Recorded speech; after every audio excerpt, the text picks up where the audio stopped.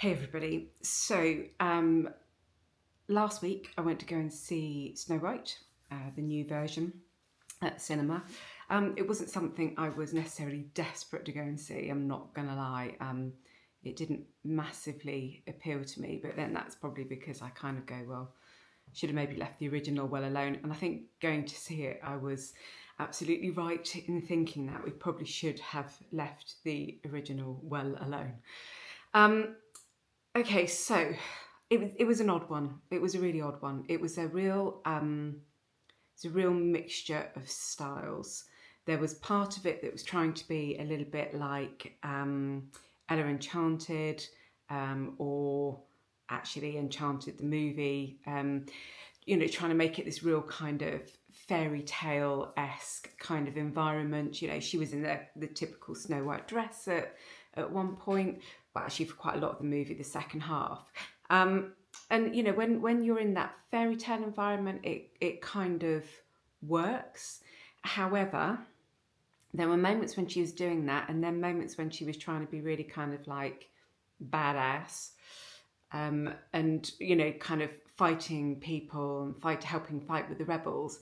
And she was in this Snow White dress, and it didn't quite work. It felt a little bit more like Snow White and the Huntsman. So there was this really kind of odd ground. There were moments where it was trying to be fairy tale, and there were moments when it was trying to be a bit more edgy.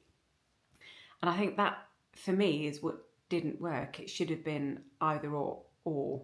Because actually, if you're going for the more edgy version, then it's already been done with Snow White and the Huntsman. So there's kind of no need to really do it again.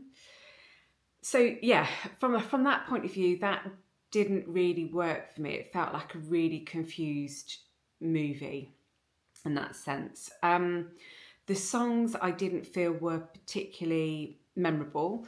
My husband liked them. He thought I was being a little bit harsh. I don't think I was being harsh at all.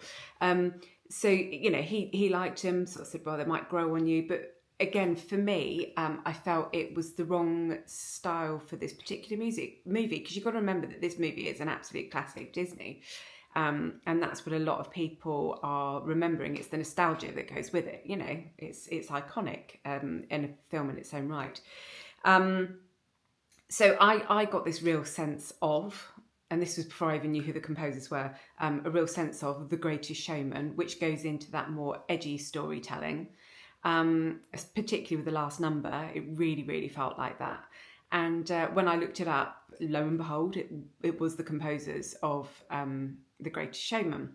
So again, you kind of go, well, then you're not necessarily going with that Disney fairy tale-esque kind of feeling.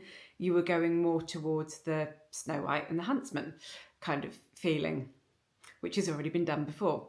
So I can't help but feel that maybe they should have gone with someone like Alan Menken if they were really wanting to try and bring the original story to life through live action. I think he would have given a more true essence to the actual film. I mean, there were a couple of songs they did really nicely. I really liked Hi Ho, Hi Ho. I thought that was done really, really well. And dig dig dig, all of that. I did enjoy sort of those ones, but there were lots of bits that anyway. Then you come to the characters themselves. So Gal Gadot, I just don't think worked as the evil queen. She just didn't. It just doesn't have that real sincere evilness to her. Someone like Susan Sarandon, marvelous. I think she would do brilliantly as something like that. Someone like, who else can I think of that would? I mean, Charlize Theron. She did an amazing job as the Wicked Queen. So you wanted that kind of character, and Gal Gadot just didn't have that for me. And when she sang her song again, it just didn't. It just didn't work for me at all. And people would kind of go, yeah, but she's played an action character when it's Wonder Woman and stuff, but Wonder Woman wasn't really that kind of character. Wonder Woman had a real empathy to her, and the Evil Queen shouldn't have. So And then there was that thing of her asking who was the fairest of them all. Well, I mean, Gal Gadot was quite clearly the fairest of them all. As my son did point out to me, though, that it wasn't just fair in looks, it was fair of heart as well. So, yeah, and I guess, you know, in that point, yes, Snow White's always going to win. I didn't believe her character. The prince wasn't a prince. So the prince was more like a Robin Hood type of character, steals from the rich to give to the poor. And again, you kind of go, well, is that not just Snow White and the Huntsman? Has that not just been done before? Or is that actually just a totally different thing? So that didn't quite work for me. Him as a character, had no issue with. He was very believable.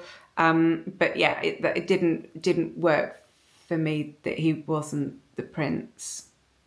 I don't know, maybe that's just me. The dwarves, I actually didn't mind the dwarves. I didn't mind that being AI generated. In fact, probably the character that I felt the most empathy for was Dopey. Who I thought was a great character, and I thought it was really well animated. So I was all good for Dopey. So yeah, I didn't mind the dwarves. I think the whole hype behind it for me was maybe a media overhype. I get the reasoning behind why people would have been upset with it, but as it was done, looking at it just from the point of view of looking at it as a movie, going to watch it, it didn't ruin the movie for me. I know for some people that they wouldn't have liked it, and a case of, you know, if it's live action remake, then do live action remake. But then you could argue with Aladdin that Will Smith wasn't really a genie now, was he? That was AI generated. So anyway, I digress. You then come on to Snow White. Again, Snow White was fine in the role. I didn't particularly like the fact that they changed the storyline in the sense of, you know, hair as black as ebony, lips as red as blood, skin as white as snow, and that they changed it all to do with that it was a snowstorm when she was born. And I guess that brings me on to the whole kind of thing of, do you know what, if you have to change a story quite so much to make it woke, then maybe actually the story shouldn't have been retold. Maybe it shouldn't have been done. Maybe it should have just been left where it was, which was a film made many, many years ago in a very, very different time and climate. Maybe it should have just been left there. Maybe they shouldn't have tried to change things and readjust things to make it fit with the narrative. And I think that's where remakes, you have to be a little bit careful with actually nowadays, that times are very, very different, and quite rightly, films need to be representational of the time that we are currently in.